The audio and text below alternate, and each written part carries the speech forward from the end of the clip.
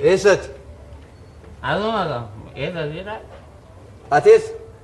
Asuma Asi yoo? asuman siin jechaadha. Asi eessaadha biyyi kee safarri keessaadhaan si jechaa jiru. Eessa jiraata jechuudha? Eessa jiraattati? Maatii koo wajjin hin jiraatu. Maatiin kee immoo eessa jiraatu? Na wajjin jiraatu. Na wajjin jiraatu? Hundi keessanoo eessa jiraattu? Naannoo kam jiraattu? Walii wajjin jiraanne. Safara kam jiraattu? Eenyu wajjin? Ollaa keenya wajjin jiraan. Ollaan keessanoo? Na wajjin jiraatu. Oo! Ka'i meemmati?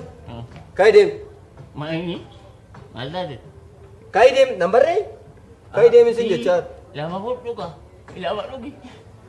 Lama fudhatteere. Maal kana bira hunda bartanii? Waan tokko ani koo waan tokko hin turreemu.